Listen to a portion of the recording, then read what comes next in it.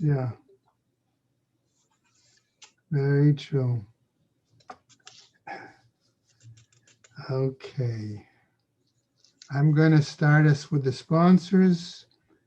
It'll take the guys at davening a few minutes to get on. Hopefully Harvey too. Sorry. I know Ted said he had a crazy schedule this week.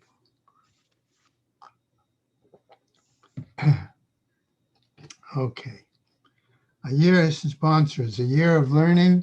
Dr. Paul Konigsberg in memory of his brother, Dr. Sam Konigsberg, Shimon Ruven ben Labush, and Ed Goldberg's cousin, Nisan Hara Nisan ben Fardosa. Paula and Bob Bromberg in memory of their dear friend, Julian Smith, Yehuda ben Yisrael. Malka Mann in memory of her family murdered in the Holocaust. Harav Tzvi Hirsch ben Shlomo Yaakov, Sarah bat Ephraim, Yisrael David ben Harav Tzvi Hirsch, Ephraim ben Harav Tzvi Hirsch.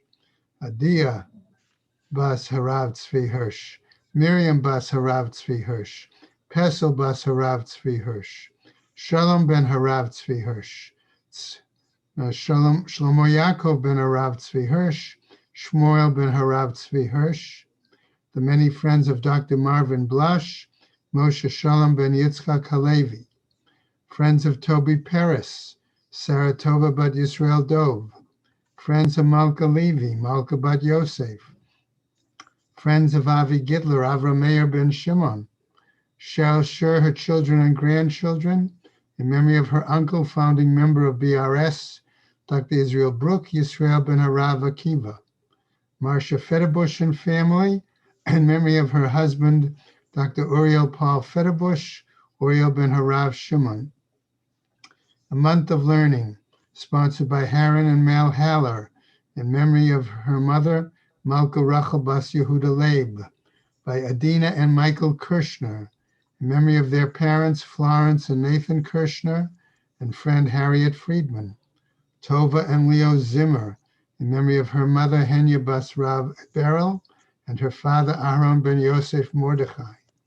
Perry and Jill Meltzer, in memory of his mother, Malka Bas Baruch, and his sister, Goldalea Bas David Halevi. Carol and Josh Sanborn, in memory of her father, Yehoshua Shia ben Moshe Yehuda HaKohen. Today is the 21st of January, and therefore we have a day of learning plus Torah Fund, sponsored by Barbara Galandauer, in memory of her husband, Avram ben Yonatan. May the Shemas have an Aliyah, Kranka Rafia, Velti Yashir Shema Taliyah, L'chol B'nai Yisrael, a good Geben Shtiyar. Amen. Right? Okay. That pretty much is going to take us through January, except for the days. Okay, Mandy, good morning. Okay. To pick up our Gemara today, I sort of feel might be helpful to go to the bottom of Samach Hamud Beis. Okay, 4 lines from the bottom. Okay, and hopefully it will give the guys Good morning, Rabbi. right other chance to. Okay, all right. Amar Rav Papa says, Rav Papa, Amrita Lishma'ata Kame de Rava. Rav Papa says, we said this lesson before Rav Papa, Rabba, actually. Ho'il v'shinui kodesh poslo bizmano. Since we're saying that a change in the sanctification, the consecration of the offering at its appropriate time. V'shinui ba'alim poslo bizmano. And a change in the ownership also invalidates it at its appropriate time. Ma shinui kodesh sheposlo bismano. Okay, this is what he was saying. Whereas the change in consecration invalidates it during its time, machshiro lachar zmano, should validate it at a different time, a later time. Af shinui ba'alim sheposlo bazmano.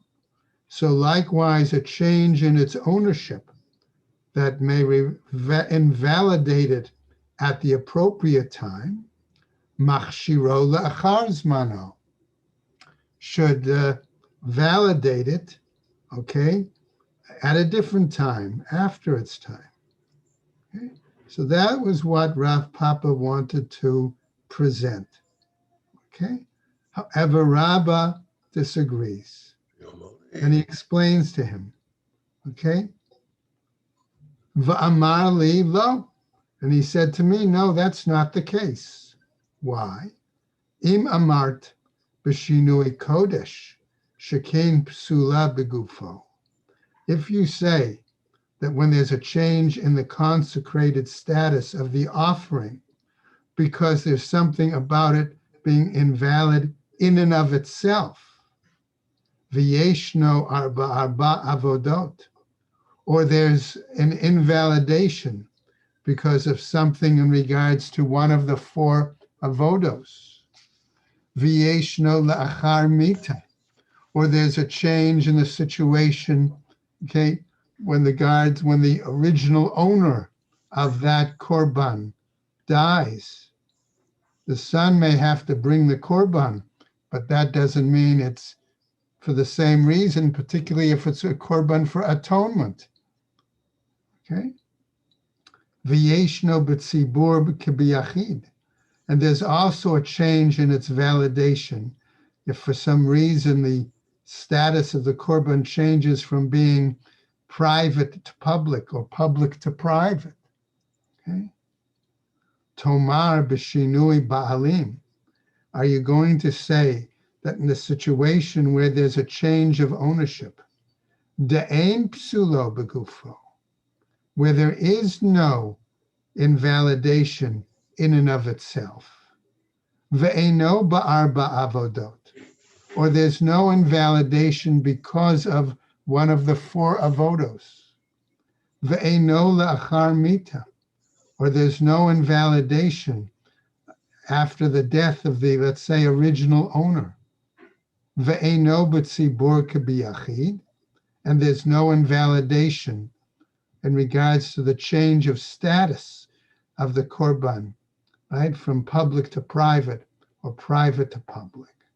And that's where we ended, as that is a question. Va'af al gav detarte lav dafka, and even though we might say that in two of these examples, it's not explicit, it's not specific, okay, that there aren't these changes and validations. Tarte mihadafka, at least in two of them, they are explicit, they are specific changes that affect. The mai shana shinui ba'alim, de lo have psulo begufo. So why? Because what is the difference then regarding a change in ownership from it not being a invalidation in and of itself? The psulo b'machshava ba'almahi, because that invalidation, okay, is in regards to the intent in general of that particular korban. Shinui kodesh, nami psulo machshava ba'almahi. And a change in its consecrated status also is an invalidation due to the intent, the thought in general in regards to that korban. Okay, we're a few lines down, Zev, on Samach Aleph Amud Aleph. Okay? Thank you. V'tu, and furthermore, ha da'amar shinui ba'alim, the fact that we've said there's a change in ownership, eino la'achar mita, it may not necessarily be similar to the situation of a change due to the death. Ula Rav Pinchas berei de Rav Ami, and according to Rav Pinchas, the son of Rav Ami, the Amar Yeshinui Ba'alim La'achar Mita, who does claim that there is a change of ownership after death. Mai Ikala Meimar, what are you going to say then? Right? Therefore, when we see these comparisons, Tarte Mihat Dafka Ninhu, in two cases, nevertheless, we explicitly or specifically see that it affects the status of the korban and is going to invalidate it. Excuse me, Rabbi Green, where are you now? Okay. I am 61A1. 61A1, about 10 or 11 lines down. Okay, thank you. Okay.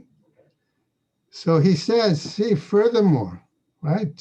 Furthermore, Hada Amar Shinui Ba'alim Eno Le'achar Mita, if you're going to claim that a change in ownership is not similar to a change in the death, according to Rav Pinchas Berebi de Rav Ami, who says there is a change regards to ownership after death. What can you say then? Therefore, Tarte Mihat Dafka Ninhu, two of these cases clearly then, okay? Nevertheless, it's explicit that there are invalidations for the korban. Ela Amar Rava. But Rava then points out, Pesach, Sheshchato B'shar Yemot Hashana, okay? A korban Pesach, if you slaughter during other days of the year, B'shinui Ba'alim, in regards to a change of ownership, Ne'asa Kami She'em Lo Ba'alim. It's as if it no longer has an owner. Okay? So in other words, if it were brought to be, let's say, an atonement offering, okay, it's clearly no longer valid because the greatest atonement is the death of the individual. And therefore they don't need a korban of that variety. Okay? So that's his point. So therefore it's not like it has any owners. Bismano upasul. And in that case, even if it were brought in its own time, it would nevertheless be invalid. Okay? And therefore Rava's argument is therefore it doesn't apply to what was brought forward earlier by Rav Papa. Okay, all right, we're on Samach Aleph Amud Aleph, about a third down the Amud with a new Mishnah. Okay, now we really saw this Mishnah previously, okay, in the prior Gemara, but remember we said that in our text, okay, the Mishnayot are divided up differently than originally. So this Mishnah refers to the following. Shchato shelo le'achlav. Okay? You can see why it follows one of the earlier Mishnayot because we saw it said shelo le'achlav le'achlav. It said back and forth. So now here Mishnah specifically says, if the Korban Pesach was slaughtered not for people who could eat it, right? We gave one example that the person was perhaps tameh, right, as a zav. Okay, but there are other possibilities, right? V'shelo l'menuyav, where it was slaughtered for some that weren't registered for that particular Korban Pesach.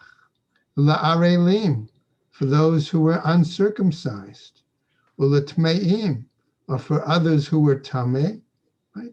Pasul, then that Korban Pesach is considered invalid. la'ochlav v'shelo la'ochlav.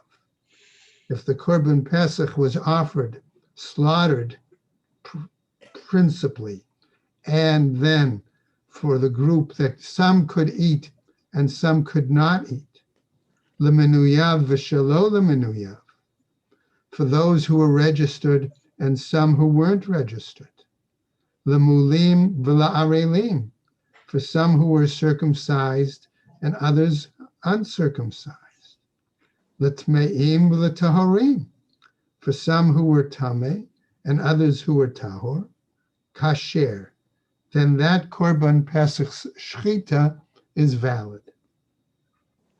Going on in the Mishnah, shchato kodem chatzot. If the animal was slaughtered before midday, psul, it is invalid. Shmishum shene'amar. Why? Because the pasuk tells us, bein ha'arbayim, between the evenings. In other words, in the afternoon. Okay, or before dark. Shchato kodem l'tamid.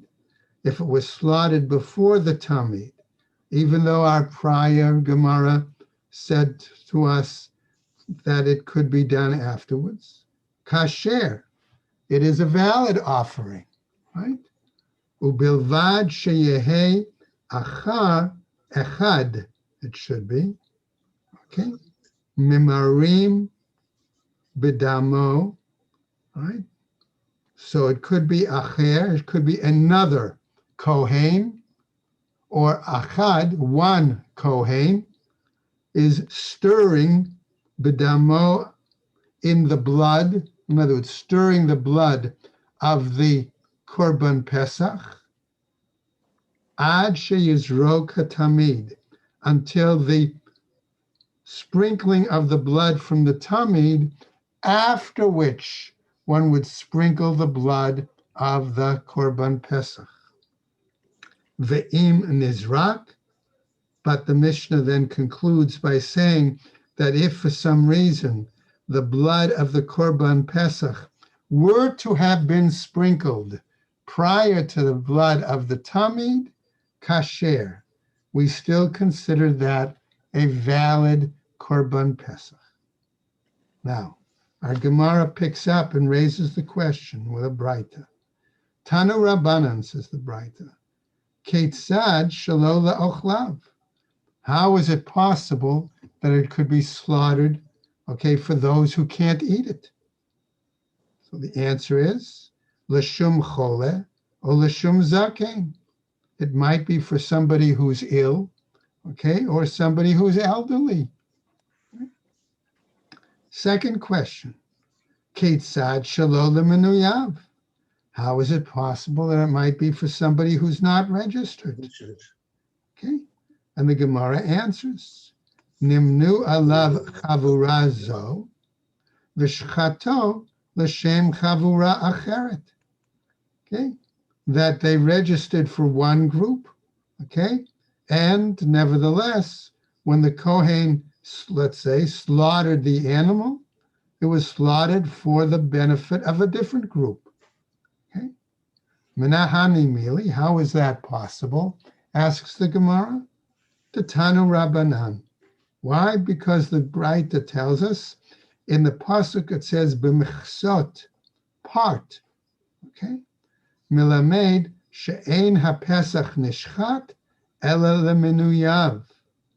That we're taught that the animal is not slaughtered as the Korban Pesach, except for those registered. Yechol shchato shelo lemenuyav. Yehi ke'over al hamitzvah v'kasher. I might have therefore thought that one could have slaughtered the Korban Pesach not for the sake of a particular registered group, and that would therefore be a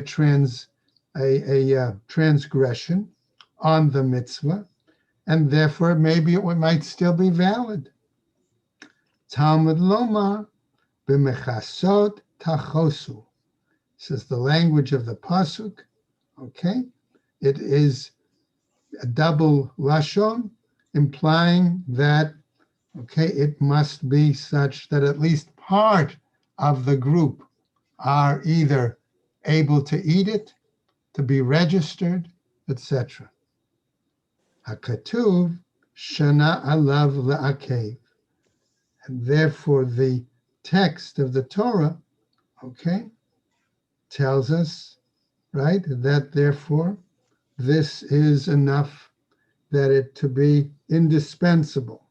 Okay, in other words, that there be that minimum group to be included.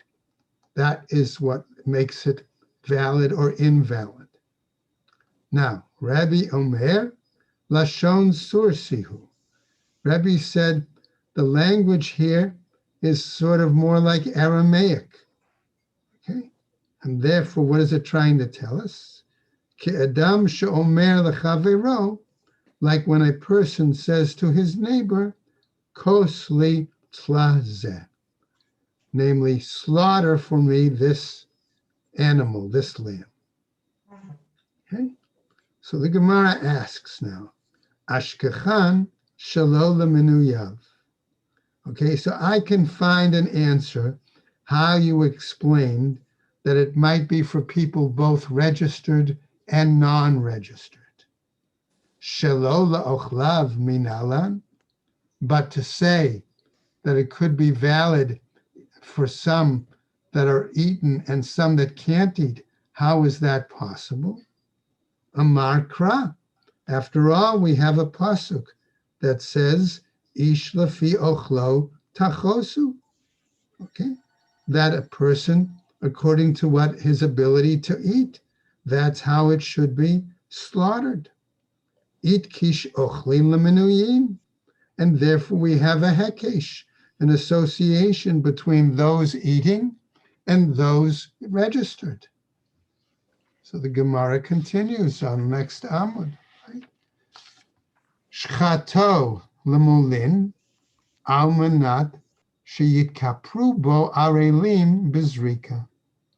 No, we can say that in regards to those that are circumcised, it is slaughtered for their benefit, such that at the same time it can serve as atonement for uncircumcised when they do the sprinkling of the blood of the korban. So now Rav Chisda says, in that case, psul, it should be invalid. Rabba, okay, so Rabba says, Amar kasher. He claims, no, it should be valid. Okay, and so what happens here? We now see another view. Rav Chisda Amar, pasul, yesh machshevet arelim bezrika.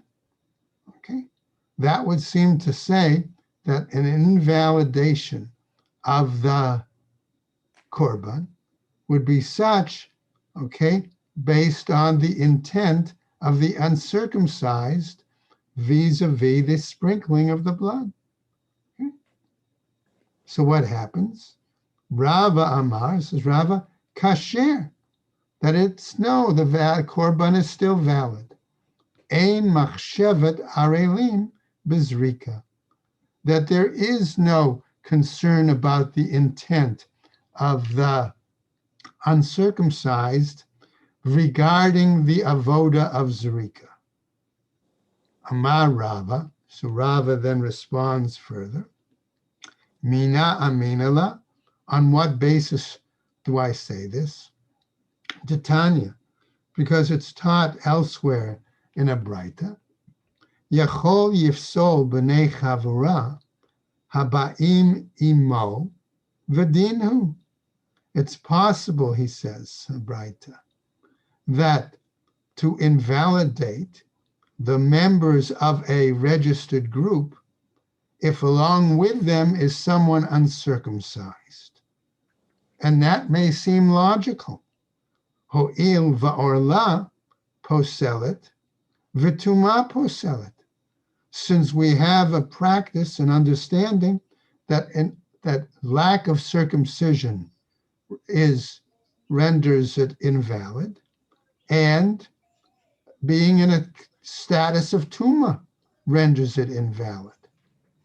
And therefore we might say, ma tuma lo asaba miktsat, tuma kechol tuma. Okay? That the same way that if a group is tameh, okay, it should render the Korban Pesach invalid, right?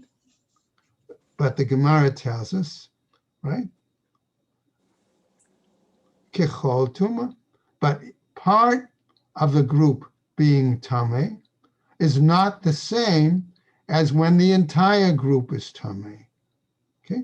Because we do know that when an entire group is tameh, it is still permitted to shecht and sprinkle the blood of the Korban Pesach, because it's considered a communal offering.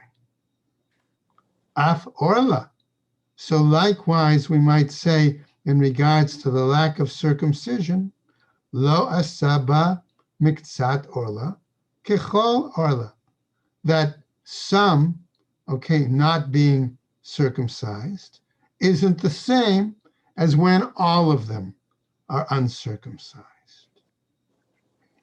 So that's one attempt to explain it. Now we're going to go to a second attempt. Oh, kilech lederech zo. Or you might go and present the following direction of reasoning. Ho'il va'orla poselet, uzman posel. Since we find that lack of circumcision invalidates, and the question of timing also can invalidate.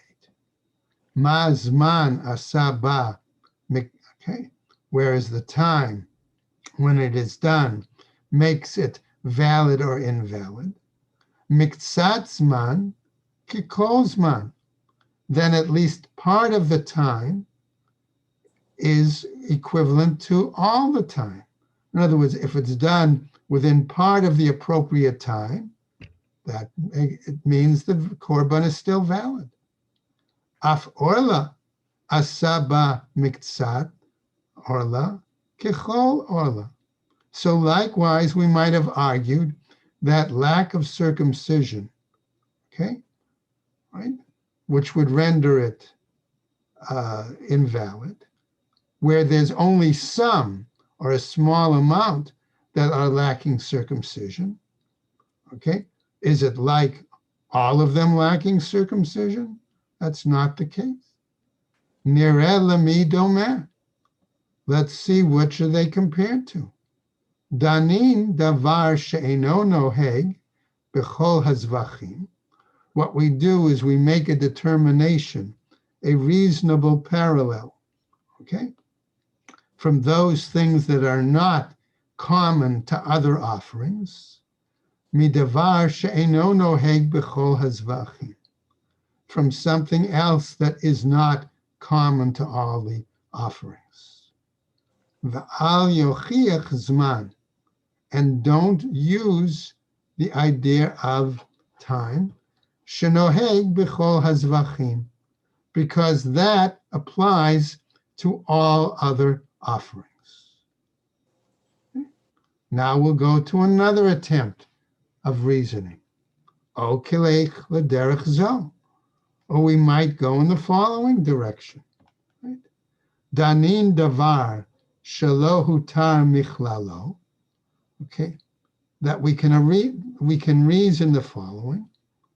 There's no allowance for its rule. Midavar shelo hutar michlalo. Okay, from something where there is, okay, no allowance for its rule. In other words, it has the same rules. Va'al tochiach tum'ah shehutra miklala. Okay, and don't attempt to prove this from tuma, okay, that is exempt, okay, that we have an exemption, I'm going to put it that way, from its general rule. What is that exemption? As I briefly referred earlier, right? The exemption is that when it's a community korban and everyone is tameh, it's still done.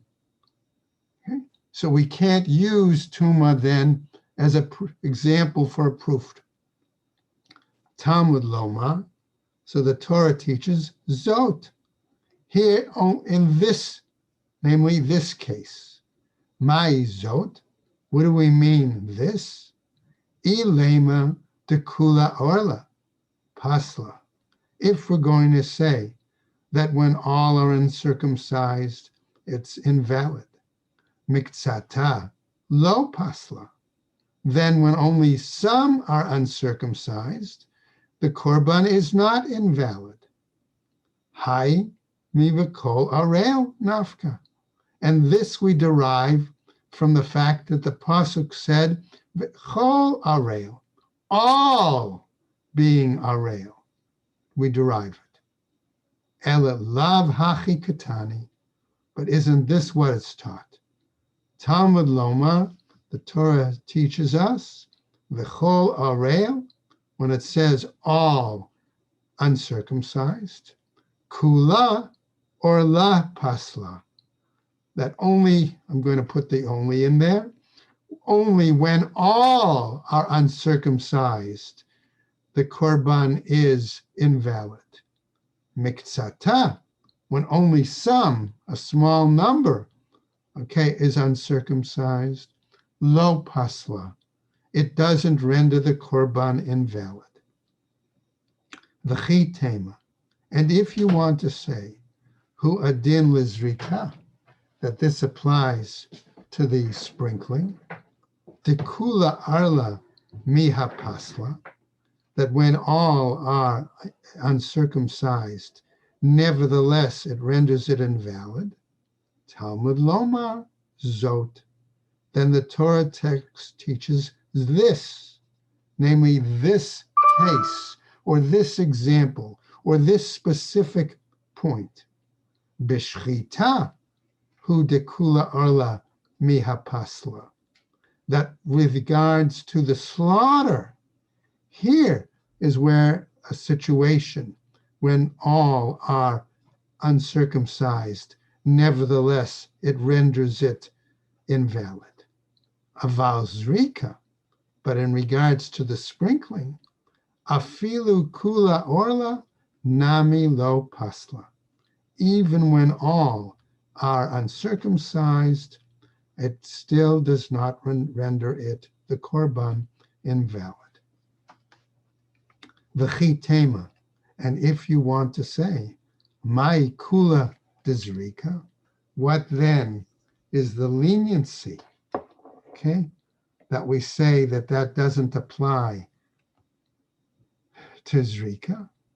De'ein machshevet ochlin bezrika, that there's no intent, okay, in regards to those who are going to eat it, regarding the sprinkling of the blood, because that's for an act of atonement. The Rav Chisda, however, is going to argue adraba, just the opposite. He's going to say as follows, okay? Le'idach gisa, we should go in the opposite direction. Talmud Lomar, okay? The text tells us, v'chol orel, when it says all that are uncircumcised, kula orla pasla, when all are indeed uncircumcised, the korban is invalid.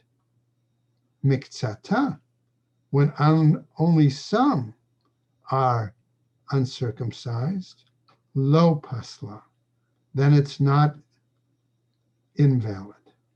Aval zrika, but in regarding the sprinkling, afilu miktsata nami pasla, even when only some are uncircumcised, then it's also going to render the korban invalid. V'chi tema hu hadin lizrika, and if you want to say this is reasonable and applies to the sprinkling, right? Da'ad de'ika kule arla, until we have everyone uncircumcised, lo pasla, it's not invalid. Talmud Lomar Zot, That's where the Torah teaches this. Shchitahu de miktzata lo pasla. That it's only, again, with regarding to the slaughter, that when a small number, okay, are uncircumcised, it doesn't render it invalid. Aval zrika, but with regard to the sprinkling, afilu miktzata pasla, even a small number will render the korban invalid. V'chitema, and if here you want to say again, uma'i chumre dizrika, what then is the stringency in regarding sprinkling? De lo mikava pigul, right? Because we don't establish it regarding the status of pigul, ela bizrika.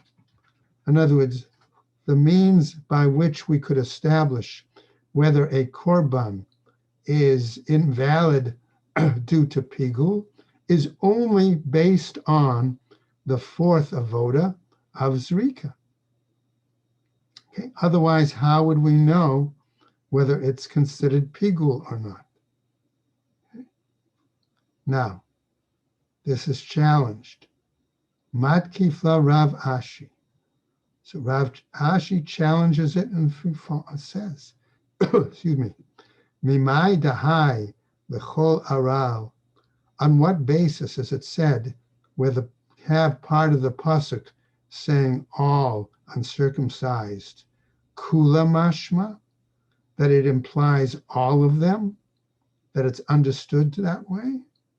Dilma hai lechol aral, perhaps the words in the pasuk lechol aral, mashma kol dahu arla, okay, namely among those that could be uncircumcised.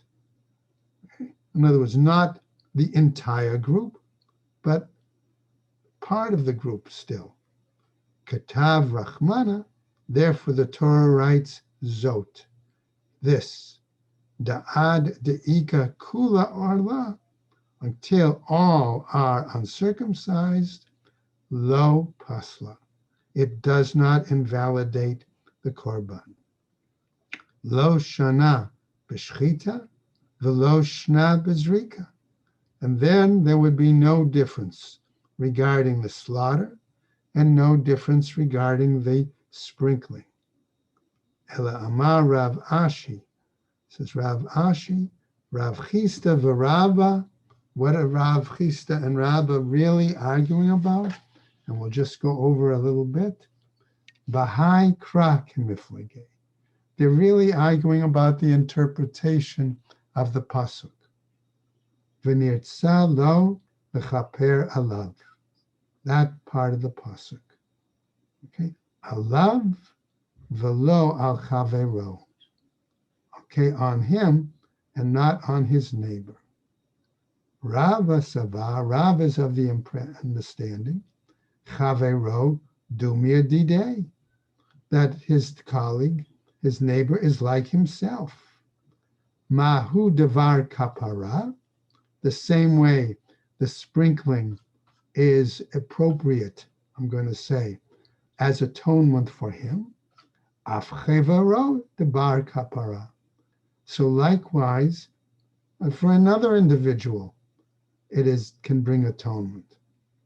La'afuke hai arel de lav bar kaparahu, with the exclusion of the uncircumcised person who is not in the category, I'll put it that way, of eligibility for kapara, for atonement. But Rav Chisda Savar, and Rav Chisda, however, is of the opinion, hai arel, this uncircumcised person, name kevan de bar chiyuvahu, since he also has an obligation, namely he could always convert and therefore become a Jew, and as a result, okay, therefore have the obligation for the Korban Pesach. If that's the case, bar kaparahu, he's also eligible, I'll say, for atonement. Or il de ibaye, as the Gemara explains, since if he desires, wants, mitaken nafshe, he can correct himself, right? In other words, at least have the circumcision, if not completely convert, right? And that's where we're going to stop. Okay, that's where we're going to stop right there for today. Okay. Right? So we've reached a point where basically, okay, Rav Ashi is suggesting that the machloket is of a different variety. The explanation of the pasuk, okay, as to whether somebody who's uncircumcised is eligible for atonement through zrika or not. Okay? Whenever it says a rail, that means that he's just not Jewish. That's what it means. Well, it means that he's not circumcised. Okay. Okay, so let's think back. Is it two categories?